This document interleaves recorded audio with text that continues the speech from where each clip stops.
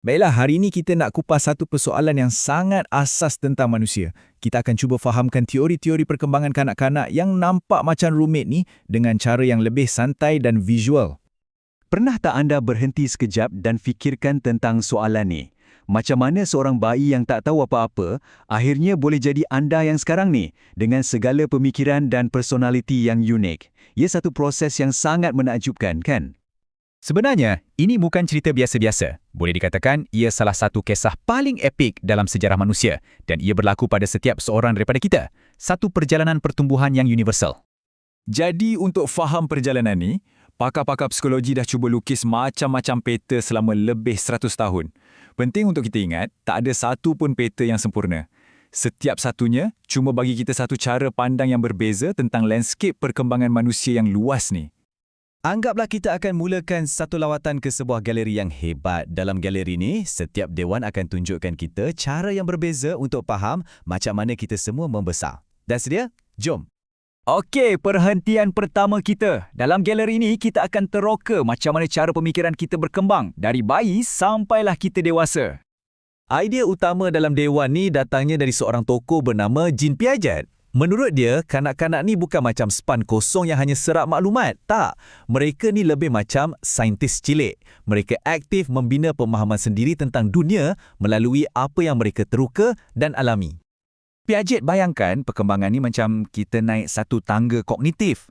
Setiap anak tangga tu bukan setakat tahu lebih sikit, tapi cara kita berfikir tu berubah sepenuhnya. Mula-mula sekali, masa bayi, kita faham dunia guna deria dan tindakan.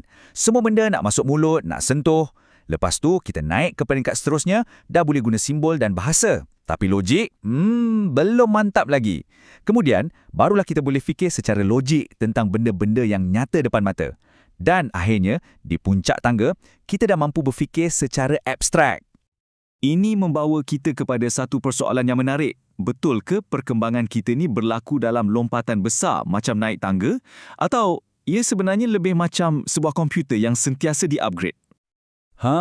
Dekat sinilah ada satu lagi pandangan yang berbeza.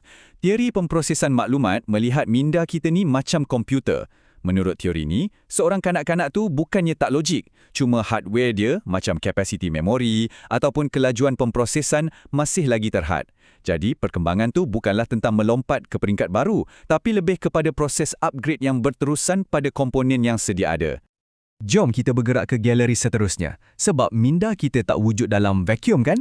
Ia berada dalam badan kita. Jadi sekarang kita nak tengok pula macam mana teori-teori cuba jelaskan perkembangan fizikal kita, terutamanya kemahiran motor. Dulu-dulu, pandangan orang agak mudah. Teori kematangan mencadangkan yang kemahiran motor macam duduk, merangkak, berjalan, semuanya akan muncul ikut satu jadual waktu genetik yang dah ditetapkan. Seolah-olah semuanya dah diprogramkan dari awal. Tapi, pandangan moden yang dikenali sebagai teori sistem dinamik memberikan gambaran yang jauh lebih menarik. Ia kata kemahiran motor ni sebenarnya muncul dari satu tarian yang sentiasa berubah. Satu interaksi yang dinamik antara otak, keupayaan badan dan juga persekitaran. Bukan satu program yang kaku, tapi satu proses yang hidup dan sentiasa menyesuaikan diri. Dan sekarang, galeri terakhir kita. Tumpuan kita beralih dari dalaman ke luaran. Teori-teori kat sini menekankan betapa kuatnya peranan dunia sosial, ibu bapa, kawan-kawan dan budaya dalam membentuk siapa diri kita. Petikan yang agak provokatif ni dari pengasas behaviorism, John B. Watson, merumuskan idea utama teori ni. Persekitaran adalah segala-galanya. Dari sudut pandangan ni, kita ni umpama tanah liat yang boleh dibentuk sepenuhnya oleh pengalaman, ganjaran dan hukuman.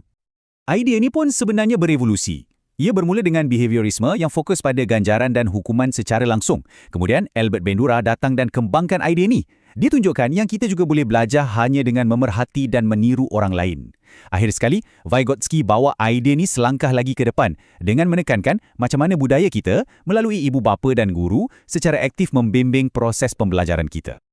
Jadi, kita dah lawat galeri minda, badan dan pengaruh sosial. Kita dah nampak macam-macam petak yang kadang-kadang nampak macam bercanggah. Persoalannya, macam mana semua ni boleh berfungsi bersama? Apa kata kita ambil satu soalan yang kompleks, perkembangan jantina. Ini contoh yang sangat baik untuk kita lihat macam mana setiap teori ni sebenarnya bagi sebahagian daripada jawapan. Cuba kita tengok jadual ni. Setiap teori bagi kita satu lensa yang berbeza. Dari sudut pandangan kognitif, semuanya bermula dalam kepala. Bila budak tu dah faham, aku ni perempuan, dia akan cuba bertindak selari dengan pemahaman tu. Teori pembelajaran sosial pula fokus pada dunia luar, pujian yang dia dapat, contoh yang dia tiru. Teori biologi pula ingatkan kita tentang asas genetik dan hormon. Malah, teori yang lebih lama macam psikoanalitik pun ada penjelasan tersendiri. Nampak kan? Tak ada satu pun yang boleh ceritakan keseluruhan kisah. Jadi, kesimpulan utamanya ialah tak ada satu pun teori tunggal yang pegang semua jawapan. Perkembangan manusia ni terlalu kaya dan kompleks untuk kita letakkan dalam satu kotak sahaja. Sebaliknya, kita kena anggap semua teori ni macam alatan dalam satu kotak perkakas. Setiap satu membantu kita untuk melihat satu aspek perkembangan dengan lebih jelas. Dan bila kita gunakan semuanya, barulah kita boleh mula nampak gambaran penuh yang sungguh menakjubkan. Sebagai penutup, satu soalan untuk anda renungkan. Bila anda pandang balik perjalanan hidup anda, peta mana yang rasa paling kena dengan cerita anda? Adakah anda nampak diri anda menaiki tangga, peringkat demi peringkat, sentiasa upgrade kebolehan anda, atau anda rasa anda banyak dibentuk oleh orang sekeliling? Mungkin, macam kita semua, jawapannya ialah gabungan semua sekali.